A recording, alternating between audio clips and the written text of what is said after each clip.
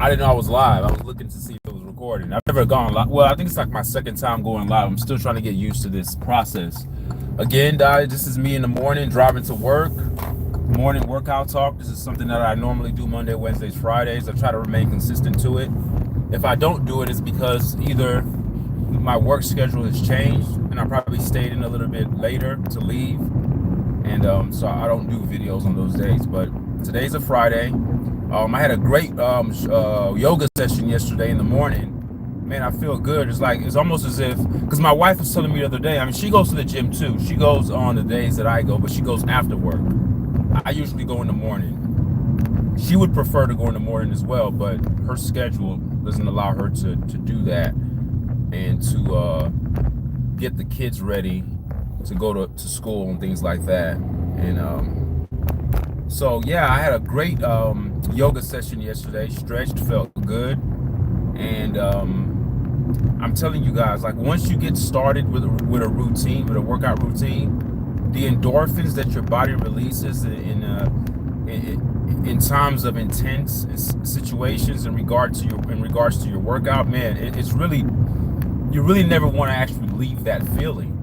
And it's not that I'm doing it to be slimmer, to lose weight. I'm not trying to lose weight or anything like that. I'm not trying to even gain weight. I'm just trying to maintain. This is actually something that I now do for fun, and it has its, numerous, advantages and benefits for my psyche, from a psychological perspective. Like, I just feel good. My brain feels good. My thinking feels good, and my energy and motion, which we know to be called emotion, feels great.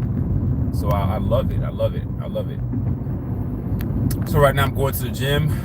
Usually around this time, around 4:36, I'm closer to the gym. I left a little later than I wanted to leave, but it's still okay.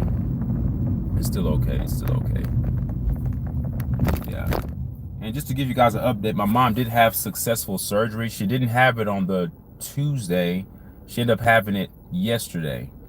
It was the shunt procedure. Two doctors had to do the surgery. One for the brain, a neurosurgeon. Then you had another surgeon that worked on the abdomen, because when you're using a shunt, it's a tube that goes to the brain that goes into the stomach. So the cerebral spinal fluid that's been accumulating in my mom's brain, causing her immense pain and pressure in her head.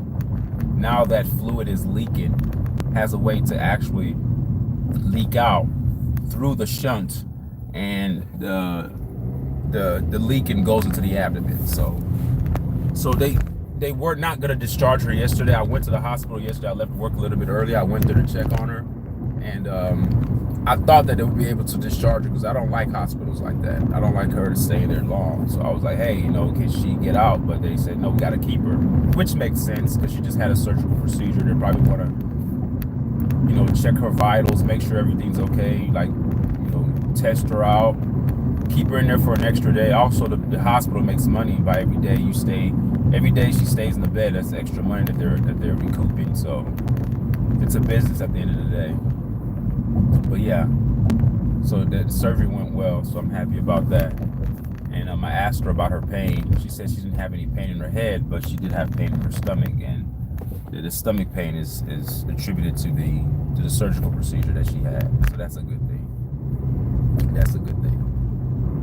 Yeah, man. Headed to the gym. Headed to the gym. And I think today, what am I doing? Yeah, today's Friday. So today's Friday. So I'm doing biceps, back, and I'm doing some legs. I'm doing a little bit of legs. I hate doing legs. I do them though. I'm not a guy that's shaped like like an inverted triangle. I'm not that guy. I don't have like skinny chicken legs and a big upper body. I think my body is proportioned. And many people don't like to do legs, but you have to. And my legs that I do is not to like bulk up. It's just to maintain muscle mass and maintain strength. And I do squats, single leg lunges. I try to do as much as I can do. A lot of the burpees that I do works on my legs too. I do calf raises. I try to do that.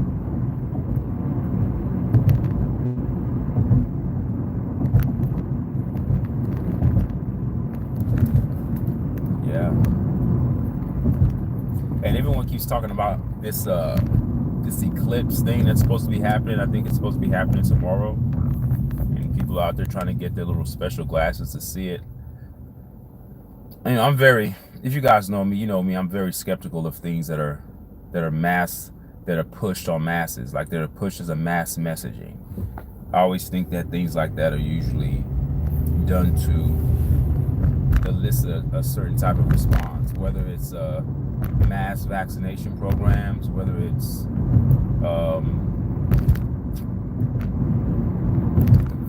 public education programs, like anything that's done on a mass scale, there's usually an ulterior motive behind it. And that eclipse that they're talking about could be manufactured by man. It could be anthropogenic. It could be something that man is in control, that has nothing to do with nature. Many things of nature that man can predict are usually things that they are in control of. So when you're listening to your meteorologist and they're telling you how the weather forecast is going to be for the week, even though at times they're not completely accurate, they are off. But the reason why they can tell you what the weather's going to be like, because the weather is controlled, not by the meteorologists, but by the weather controllers, by the weather manipulators, you know, by those who continue to insert climate interventions in our sky and in our biosphere. So this eclipse thing, the fact that they can tell us exactly what day that it's happening, I feel that it's being controlled. Like, that's something that's not natural. I think that technology is doing that, and I believe that people who are putting on their glasses to see that something may happen to your eyes, something may happen to your brain. Who knows? I don't know. I don't trust anything that the world tells me anymore. I no longer trust it. I'd rather trust myself. And if I'm wrong, I'm able to sleep well at night if I'm wrong, because it's my error. But I'm not going to concede or give off my intellect or my emotion to the world and then be in error due to what the world told me, and then I'm telling myself, damn, I should have known better. I'd rather fall on my own mistakes than to fall on someone else's mistake, if that makes any sense. You know, we've been lied to so many times. It's amazing. Like, it's amazing how much lies we are under, and we function underneath the lies too. We function as if it's normal, and that's a degree of psychosis. That's a degree of a psychosis.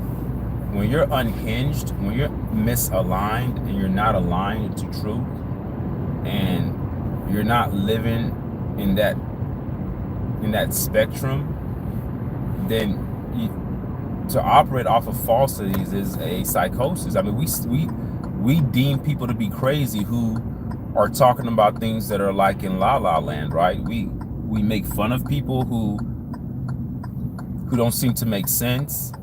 People who talk about their imaginary friends. We've always done that. We've always looked at people, oh, they're crazy. I don't know what they're talking about. Well, I think it's equally as crazy to live a life that's not predicated on truth. And not only living a life that's not predicated on truth, but living it as if the lie is the truth. You know, it's one thing to be fooled, and we all have been fooled and been manipulated. That's just the way life is. You can't escape it. People are gonna lie to you. You're gonna be manipulated. That's okay. But I'm more, you know, talking about the day-to-day life that we live, the lives that we live, and the things that we're told that are good for us, but are actually bad for us. The history that they've told us about our origins, the mysteries about the past world, about the ancient civilizations that dwelt on this planet, the history of how old our planet is. So all those things, they factor in, they matter, because once you start understanding those things, you start to have a better understanding of the people who have the control. Because whoever controls the information controls the world, because they can dictate the narrative, and then thus dictating the mindsets of the people who are conceding to those narratives. You know, that's just the way it is. So I just parked right now. It's 4:44. I'm like the second car here. Usually I beat this other car here, but they beat me today. I'm usually like the first one here. Yeah. But yeah, man, um,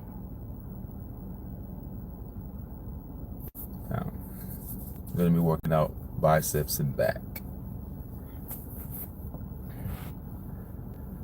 Man, my emotional state, I feel good. I feel good right now. If you were to ask me, how do I feel right now? I feel good. I mean, I'm human. I mean, there are things that bother me. There are things that I worry about, like I was worrying about my mother and things like that. But I don't allow. I try to remain neutral as possible, meaning that I'm aware. I'm very self-aware of those emotions, but I do not let them overwhelm me. Meaning, I acknowledge them for what they are, and I compartmentalize very well. I know how to just keep the main thing, and work around those other things that are going on in my life, you know. And there's joy that you can find in anything. There's joy that you can find in anything, in everything. Human interactions, putting a smile on somebody's face, you know. The thing that we have to be very careful of is not to put too much emphasis on any aspect of our lives, meaning that it's better that you are well-rounded than to be so focused on one thing. And I think the majority of Americans, due to the way our societal, construct is developed, and many people are pushing for financial gain. That seems to be the overarching focus of most of us, where we're worrying about money a lot. And I'm not here to blame anybody. I mean, I fall in that category as well, um, as a person who's worried about money. But I've been doing better for the past couple of years. I'm very content with my financial. I'm not, do I compare sometimes? Of course. I'm a guy. Guys like their toys, right? We like nice cars. We like to have nice things. I work out. So I want the whole package. I want to look good, drive a nice car. I want all that. But I don't have the money to go get a nice car, the kind of car that I want. So I've learned to kind of leave that on the back burner and just focus on the things that are in the present, and focus on the things that are ahead. Um, the things that bring me joy are my kids, my wife, and just reading and finding out new information. Things that are boring to some people are not boring to me, and helping people, helping people, putting smiles on people's faces and things like that. Those are things that keep me balanced.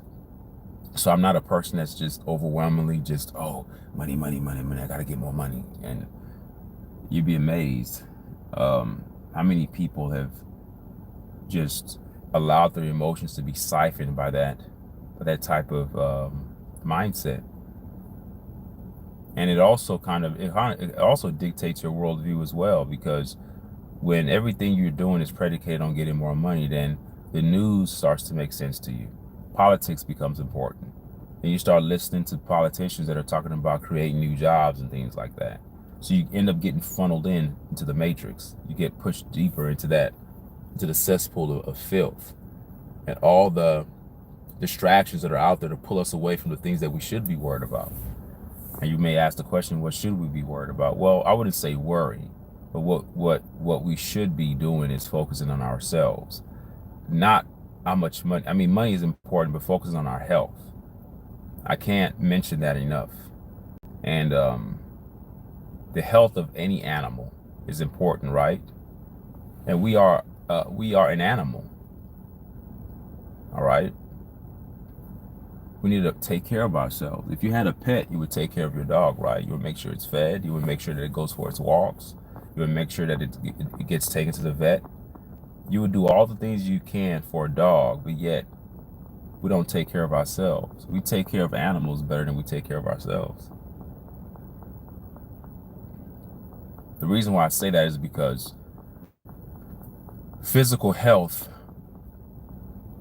results in mental clarity and mental health. They go hand in hand. When your body starts to deteriorate, so does your mind.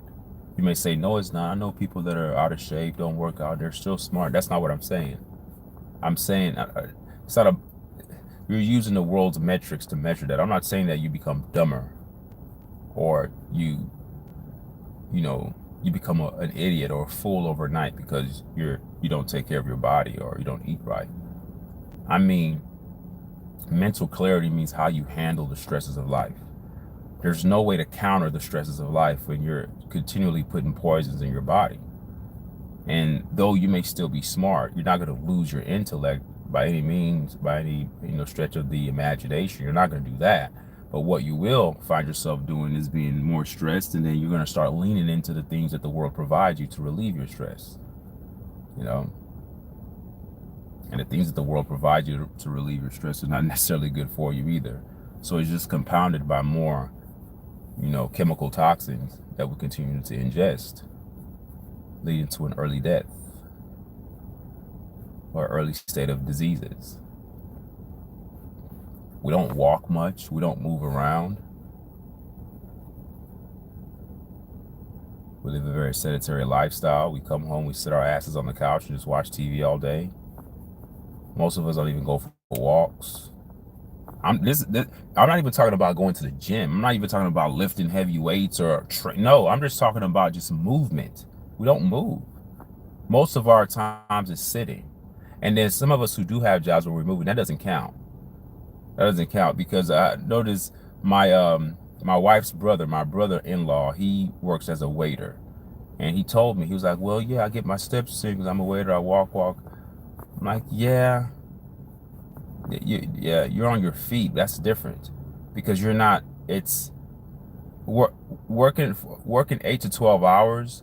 That's overkill because nobody works out that long. We're talking about an incremental amount of time that you carve out during your day, maybe 30 minutes to an hour, where you're just intentionally just focusing on one thing, whether it's walking, whether it's jogging, whether it's running, and you stop it. But just because you're on your feet all day walking around working, that's not good because that's overkill. You don't want to overwork out either. That's too much stress. That's too much stress on your muscles. So yeah, though I go to the gym, but I'm not in there for like 8 hours either. All right, so it's not the same thing. It's not the same thing. Because whenever you work out, it's an intense. Intense could be relative depending on the level of fitness that a person's in, but it's a concentrated emission of effort or physicality that's put forth at a specific time, and you just do it for that specific time, and you cease it and you stop. Whether you're going walking for an hour, but at least you're continually walking, you nonstop for an hour, and you stop. Whereas if a waiter, you're walking around, you may stop and talk to somebody here, you may sit down here, you walk around, you take your break, you walk around, but you're doing that. That's not the same thing because it's not intentional for that carved out time. It's not specific to that carved out time. Okay, it's 4:53. Let me start getting my bags ready because usually they'll open the door at 4:55, and then there's a line that just accumulates. So let me just start getting my stuff so I'm not in the back of the line. I hate being the first one of the first ones here, then end up being the last one to get in. All right. But I commend all these people, man, for coming here. This is not easy. And I tell my wife, I say, I like coming in the morning because the people who come to work out in the morning are more serious. Because number one, it's early. These people have to go. Most of these people are leaving and going to work after the gym, just like I am. They're on the schedule. People in the afternoon, these are the people where their day is over with. They're coming here. They're sitting on their cell phones, wasting time, not working out, walking around with their flip-flops. I'm like, dude, like seriously? So that was one of the many reasons why I stopped coming to the gym in the afternoon. The morning sessions are much better because it is not crowded and the people in there are actually serious about their workout. And that's what I like to see. All right, thank you guys for listening. I'm going to start doing this live, even though I don't have anybody watching, it's okay. I'm going to start doing this live. I like this live thing. Maybe I could get more familiar with this process. All right, thank you guys for listening.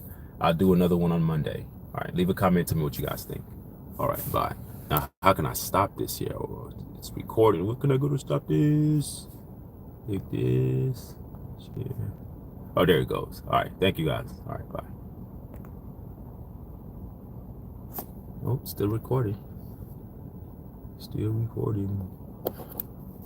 Let's see.